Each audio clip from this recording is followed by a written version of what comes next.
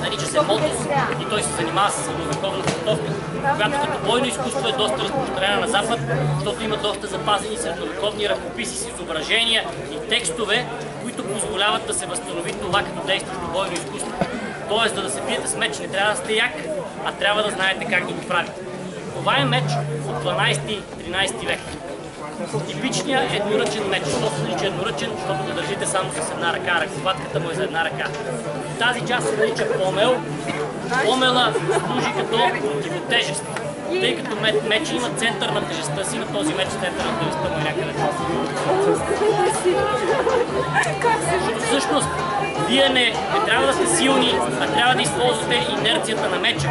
И трябва да използвате неговия център на тежестта, за да движите тялото си около неговия център на тежестта. Аз не замахвам с мускулите на ръката си, а аз замахвам с инерционния център на тежестта на меча и само се движи около него, позволявайки на меча да се движи вместо мен.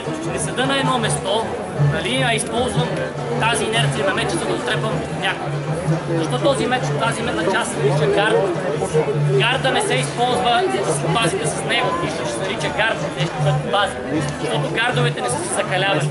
Съответно, незакаления гард